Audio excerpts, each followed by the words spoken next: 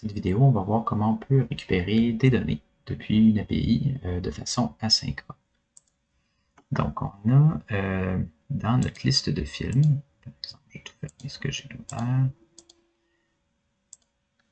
Ben, éventuellement, moi, ce que j'aimerais, c'est récupérer mes films depuis mon API que j'ai créé dans Express, dans la section vidéo précédente. Donc, pour ça, on va avoir besoin de ce qu'on appelle des hooks. Import, comme ça. Use state et use effect from rack. Donc, ça a deux utilités différentes. Donc, useState permet de gérer l'état de variables à travers de notre composant. Et useEffect même va déclencher des fonctions quand on change dans du moment qu'on change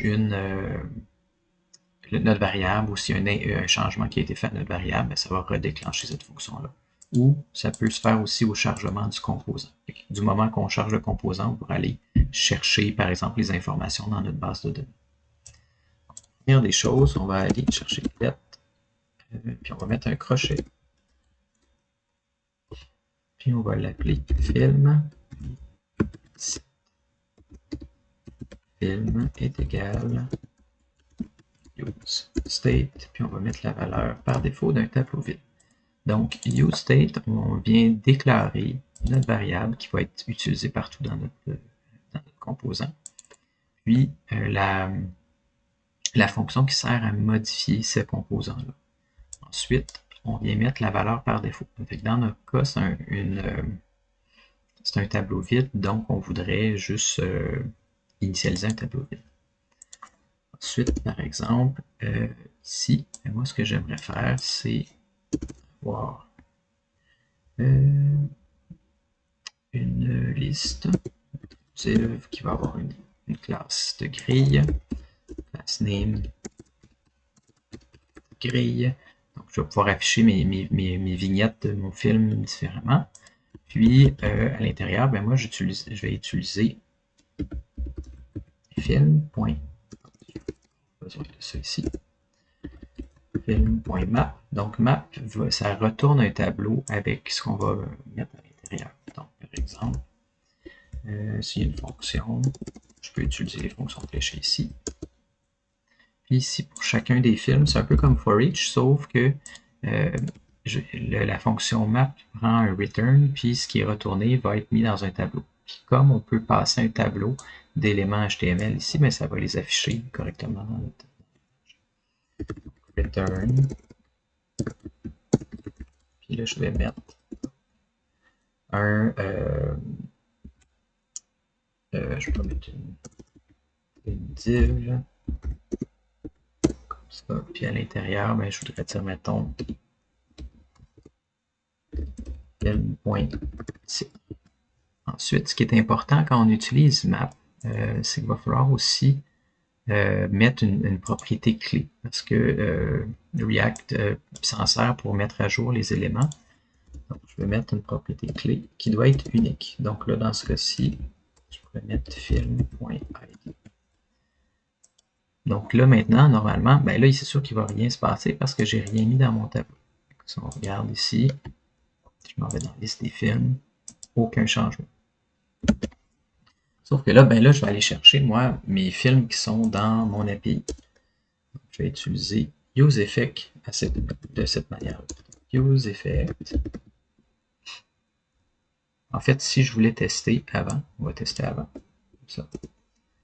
Ben, je peux mettre je pourrais mettre des valeurs par défaut. Donc, ID 0, puis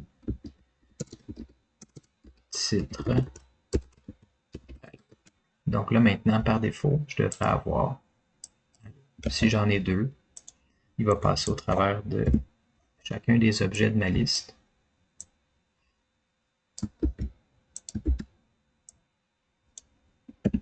Puis là, tout d'un coup, ben, je vais avoir Allo deux fois. Après ça, c'est le CSS là, qui reste à être modifié. Donc, je vais remettre ça vide. Puis là, maintenant, ce que j'aimerais faire, c'est tester mon application. Donc, je vais utiliser use effect. Puis cette fonction-là prend deux fonctions, deux éléments. Une fonction, donc une fonction, puis virgule, un deuxième paramètre, c'est les dépendances qui doivent être utilisées. Donc si je viens ici, je viens mettre film, ben, toutes les fois que film va être modifié, que quand j'utilise cette film, peu importe, ben, ça va déclencher cette fonction-là. Si je mets juste un tableau vide, ben, ça va être utilisé une fois au chargement du composant. Fait que ça, c'est quand je parle du chargement du composant, c'est que dans App, si je passe de accueil à film, ben, du moment que je reviens sur film, ça va être chargé. Quand je quitte, le composant n'est plus chargé.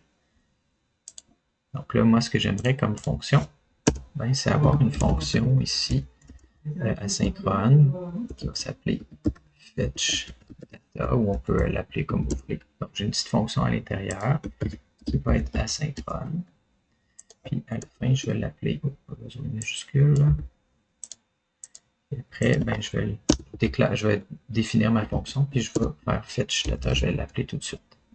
Puis à l'intérieur, ben, je peux dire ben, const réponse await, parce qu'on utilise async await, puis là, fetch tout court pour mettre l'URL qui m'intéresse. Donc, je vais mettre l'URL tout à l'heure. Const données de film est égal à réponse.json. Et ça aussi, c'est une requête asynchrone. Donc, je vous invite à aller voir la vidéo sur les async await dans une autre playlist vidéo que j'ai faite. Puis ensuite, une fois que j'ai ça, ben, je peux dire, ben oui, ben mes films maintenant, ça va être données film. Donc, parfait, je prépare ma fonction, je la déclenche et ce bloc-là va être exécuté une fois toutes les fois que mon composant est chargé. Maintenant, c'est quoi l'URL qui m'intéresse? Je vais aller chercher l'URL. Donc, dans les vidéos précédentes, j'ai déployé mon API ou ma base de données sur un service qui s'appelle Render. Donc, je peux utiliser cette vidéo, c'est ce lien-là. Donc, c'est à cet endroit-là que va être déployé mon API. Puis, comme ça fait longtemps que je ne m'en suis pas servi, ça se peut qu'il y ait un 30 secondes de délai avant de charger, de démarrer le serveur. Puis, évidemment, j'ai utilisé le compte gratuit. Si c'était payant, ça serait différent, ça serait instantané. Fait que je vais mettre sur pause le temps que le serveur démarre. Super. Fait que maintenant, si je demande /film, mon API retourne la donnée que j'ai demandée. Donc, je peux utiliser cette URL-là pour ici, dans mon serveur.